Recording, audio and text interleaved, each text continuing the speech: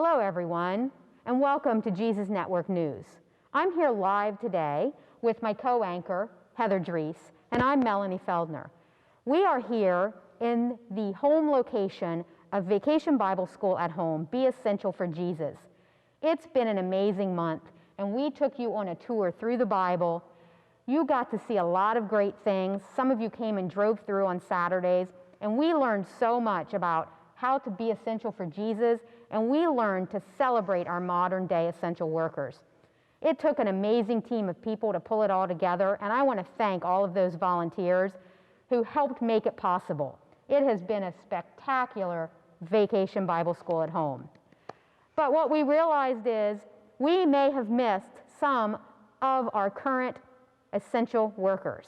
And so we want to take the next month and introduce you to some current essential workers. So we've kept reporters out in the field who will be bringing you stories from current day essential workers, and we'll be sharing some more Bible stories with you. So we look forward to continuing this journey, and we're going to start today with a really great story and a live report from one of our reporters, Abby. But Heather, let me turn it over to you. Well, today we bring you a story about what most Bible scholars, that's people who know a lot about the Bible, consider to be the greatest sermon ever given, the Sermon on the Mount. A sermon is when you talk to people about God. Many people have been trying to hear Jesus speak. He had been traveling around delivering a powerful message about forgiveness and love. The crowds were growing, and Jesus wanted to make sure that everyone could hear about God and be given teaching and direction. Jesus had an amazing ability to speak directly to someone's heart. Simply amazing. But we're told that Jesus did not preach inside a church. No, he was on a mountain so everyone could see and hear him. Let's read directly from the Bible. On the day he saw crowds gathering, Jesus went up on a mountainside and sat down. His disciples gathered around him, and he began to teach them. That's from Matthew 5, verses 1 and 2.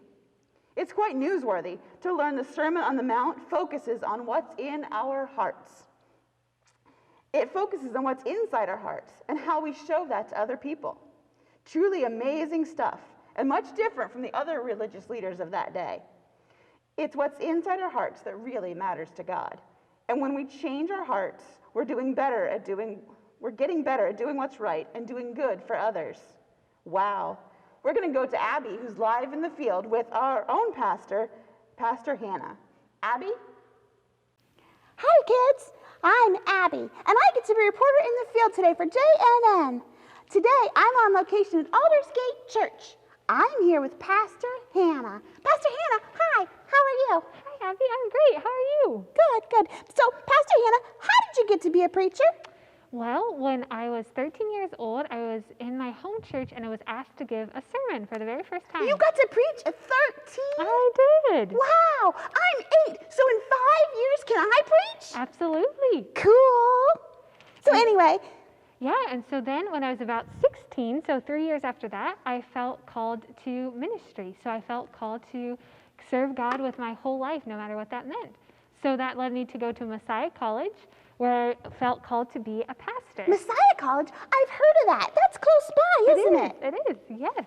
So I went to Messiah College for 4 years, and then I went to Wesley Theological Seminary in Washington, D.C. Pastor Hannah, I know that Pastor Jan went there too. She did. Did you know her?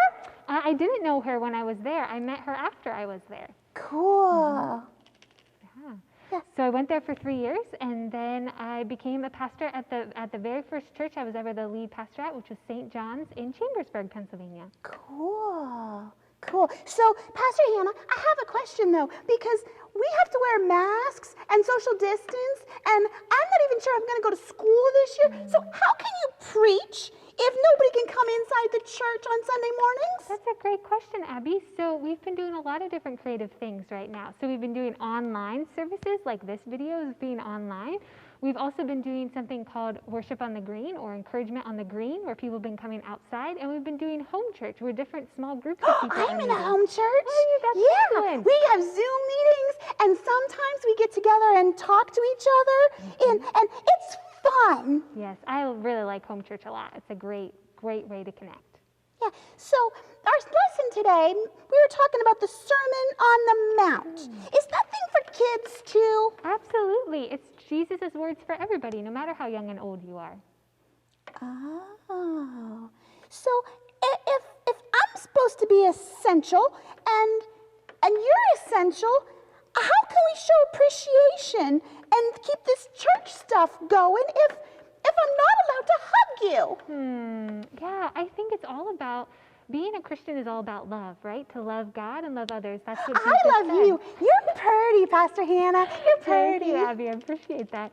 So how we share love, our love of God and love of others, looks different in all sorts of different ways, and especially right now. So I know with VBS at Home, you were doing some really cool activities like sending cards to people and Yeah, encouraging I people. colored a card. Yeah, that's a great way to show love right now. So there's a lot of different creative ways we can show love, even if Pastor we can't give Hannah, hugs. I even brought a squirt gun and squirted Pastor Jan. Wow, did that feel loving? No. But she squirted me. But did so you have fun? I did. And I think she had fun too because she was smiling and laughing. Good. So you brought joy, and that's a really important thing we need right now. Yeah, I like joy. So, Pastor Hannah, I have one more question. Yes. Is it true that you fling rubber chickens? It is true that I fling rubber chickens. Yeah, okay. Wait. Oh, I forgot. Okay, well, you know what? I might remember later. Can I call you? Sure thing. Yeah, you can call me later. I call the office and I Yeah. can talk to you? Yeah, If I get absolutely. scared or have any problems, I can call you and talk to you? Absolutely. You can call the church office, extension 104, and we can talk. Oh, good. Because sometimes I get scared. Like when it gets dark, then I get scared. And it's nice to know that I have friends that I can talk to, even if I can't hug you. And Abby, you were talking about Jesus in the Sermon on the Mount, and you know what Jesus says in that passage? That you and me, we're supposed to be the light of the world. So when you get scared and it's dark, think about Jesus' love being a light in you and in me. That's what we're called to do. Wow. So, Pastor Hannah, Miss Melanie taught me that I can pray anytime, anywhere, about anything. So I want to pray right now with you. Let's do that. That'd be great. Okay. Close your eyes, bow your head, think about God, and, dear God, I want to thank you for Pastor Hannah and all of the ministry workers, all of the people who make my church go, even when I can't hug them and I can't be inside the church and I have home church. And I thank you for that, and thank you for the encouragement on the green, and I just thank you for loving me, and thank you for loving all my friends, and thank you for helping me be essential. Amen. Thank you, Pastor Hannah, for talking to me. Thank you. I love you. Love you too. Thank you. Bye, kids. Thanks, Abby. That was amazing. We learned that there's a lot we can do to be essential, even if we're just kids. It's what's in our heart that counts. We can be the light of the world to other people and bring them joy. What can you do this week to share God's love with others? Be essential. This is Heather Drees and Melanie Feldner signing off for JNN.